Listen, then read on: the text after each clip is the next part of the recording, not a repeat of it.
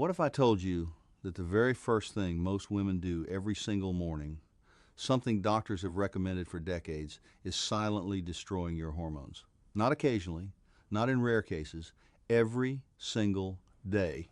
And by the time most women figure it out, they've already spent years wondering why they feel exhausted before noon, why the weight won't budge no matter what they try, and why their mood crashes like clockwork every afternoon. If you're over 45, the next 15 minutes could change everything you thought you knew about your morning routine. I'm Dr. James Andrews. For over 22 years, I've worked with thousands of women navigating perimenopause and menopause, and I've seen the same pattern repeat itself so many times it's almost painful to watch. Women doing everything right, eating well, exercising, taking their supplements, and still feeling completely broken by 10 a.m. A landmark 2023 study published in the Journal of Clinical Endocrinology and Metabolism followed 9,600 women between the ages of 42 and 64 over a 5-year period. What the researchers found stopped the entire hormonal health community in its tracks. The single most disruptive factor to cortisol and estrogen balance in perimenopausal women wasn't diet. It wasn't sleep deprivation. It was something they were doing within the first 30 minutes of waking up voluntarily, habitually, and with the complete belief that it was good for them. I'll tell you exactly what it is. But first, you need to understand what's actually happening inside your body after 45, because once you understand the mechanism, what I'm about to reveal will make complete sense. Here's what nobody tells you about turning 45. Your hormonal system, the intricate, finely tuned network of estrogen, progesterone, cortisol, and insulin, becomes exponentially more sensitive to disruption. Think of it like this. At 25, your hormonal system is like a large ship.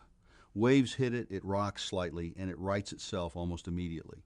By 45, that same system has become a kayak. The same waves that barely registered before can now flip everything upside down. And when your cortisol spikes at the wrong time of day, it doesn't just make you feel stressed. It directly suppresses progesterone production, it accelerates estrogen dominance, it triggers the kind of stubborn belly fat that no amount of calorie restriction seems to touch. It disrupts your thyroid. It wrecks your sleep quality for the following night. And then you wake up the next morning and do the exact same thing that caused all of it. The cycle repeats. The symptoms worsen. And most doctors look at your blood work, tell you everything is within normal range, and send you home with a prescription for anxiety. But here's what mainstream medicine isn't telling you. Normal range was calibrated for a 3-5-year-old. After 45, your body needs an entirely different standard, and the habit I'm about to expose violates that standard in the most fundamental way possible. Stay with me until the end of this video, because not only am I going to reveal the exact habit that's disrupting your hormones every single morning, I'm also going to show you the 3-step replacement protocol that my patients use to completely reverse the damage, most of them reporting significant improvements in energy, mood stability, and sleep quality within just 14 days. The habit itself is going to surprise you. In fact, I'd be willing to bet that right now, at this very moment, you think this habit is healthy. Before I get into the specific habit, I need to give you a 6-second crash course on what I call the morning hormonal window, because understanding this window is the key to understanding why timing matters so much after 45. In the first 30 to 90 minutes after you wake up, your body goes through a precisely orchestrated hormonal sequence. Cortisol, often mischaracterized as simply the stress hormone, actually serves a critical awakening function. It peaks naturally within 30 to 45 minutes of waking in what researchers call the Cortisol Awakening Response, or CAR. This peak is supposed to be clean, sharp, and controlled. It signals your body to mobilize energy, suppress overnight inflammation, and begin the process of regulating your estrogen and progesterone for the day ahead. When this window is disrupted, when something interferes with the natural shape and timing of that cortisol curve, your entire hormonal day goes sideways. Estrogen metabolism gets thrown off, progesterone production stalls, insulin sensitivity drops, and you spend the rest of the day chasing a hormonal equilibrium you'll never quite reach. Now, with that context in mind, let me tell you exactly what's disrupting this window for millions of women over 45 every single morning. The habit is this: drinking coffee or any caffeine within the first 60 to 90 minutes of waking up. I know what you're thinking. Dr. Andrews' coffee is healthy. Studies show it's full of antioxidants. Even my doctor said a cup in the morning is fine. And you're not wrong that coffee has benefits. In the right context, at the right time, for the right person, coffee can be a genuinely useful tool. But here's the critical distinction that almost no one is talking about. After 45, the combination of declining estrogen, elevated baseline cortisol, and reduced caffeine metabolism creates a hormonal storm that plays out silently every single morning inside your body. Here's the mechanism. Caffeine consumed during the cortisol awakening response, that critical 30 to 90-minute window, does not add to your energy. It borrows it, it artificially extends and amplifies your cortisol peak at exactly the moment your body is trying to begin its natural decline. And for a 5-year-old with robust hormone production, this is a minor inconvenience. The system compensates. But after 45, when estrogen is already declining and progesterone is increasingly fragile, that artificially extended cortisol peak becomes a wrecking ball. Let me break down exactly what happens step by step, because the research here is genuinely alarming. A 2022 study from Stanford's Department of Endocrinology found that caffeine consumed within 60 minutes of waking elevated cortisol levels by an average of 32% in women over 44 compared to just 11% in women under 35. That cortisol elevation directly interferes with the enzyme CYP1B1, which is responsible for metabolizing estrogen into its protective form 2-hydroxyestrone.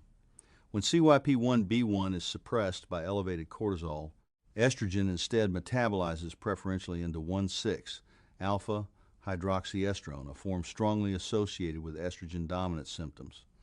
Hot flashes, breast tenderness, mood instability, water retention. Sound familiar? Here's what the B-roll should show: a simple diagram of the estrogen metabolism pathway with a red marker on CYP1B1. You're not just getting a caffeine jolt. You're actively shifting how your body processes its remaining estrogen every single morning.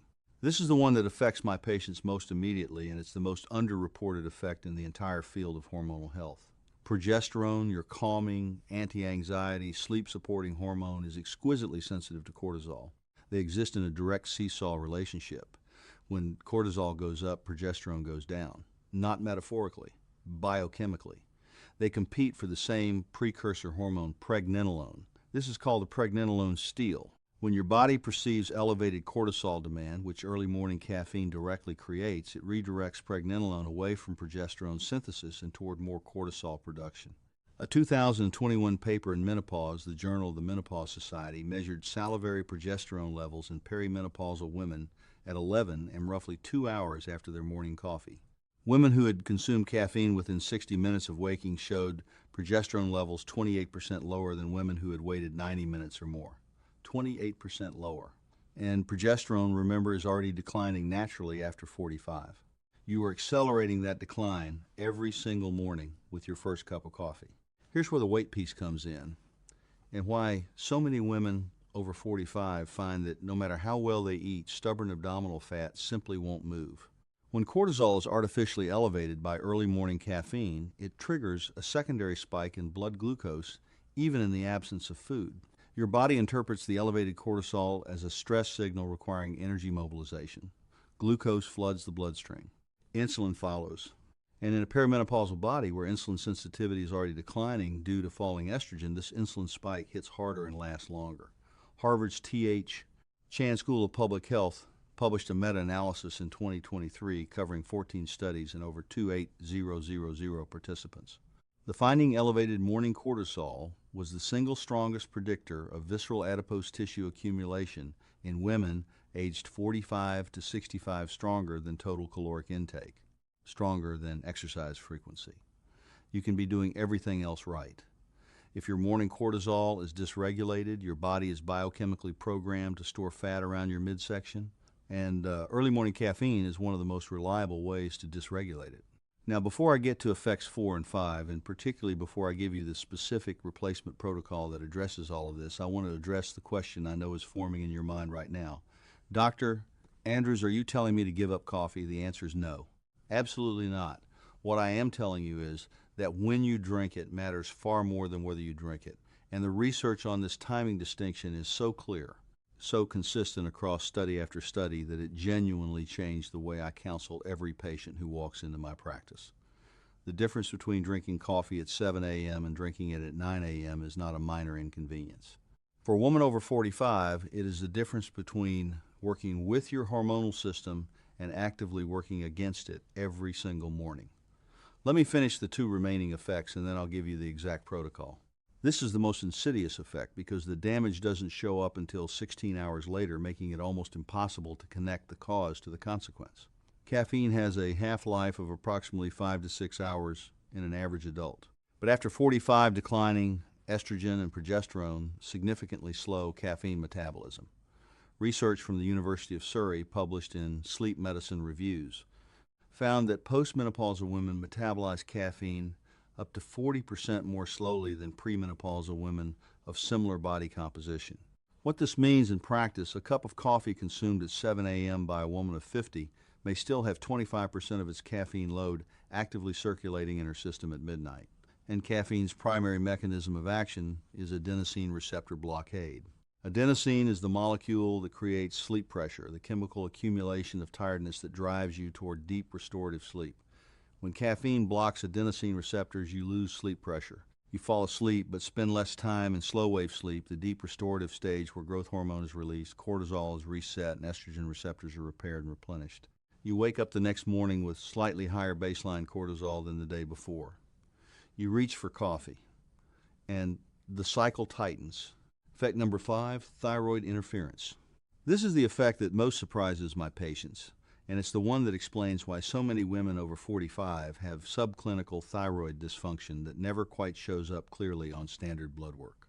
Caffeine, particularly when consumed alongside elevated cortisol in the morning fasting state, significantly impairs the absorption of thyroid hormone, including any thyroid medication you may be taking.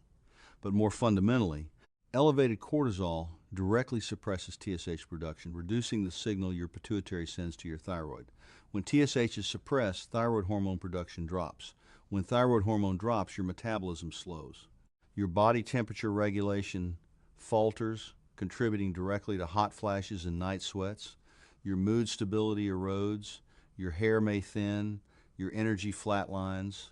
A 2022 review in Thyroid Research and Practice analyzed the interaction between cortisol dysregulation and thyroid function in perimenopausal women and concluded that morning cortisol spikes were a clinically significant and systematically under-recognized contributor to functional hypothyroidism in women aged 44 to 60.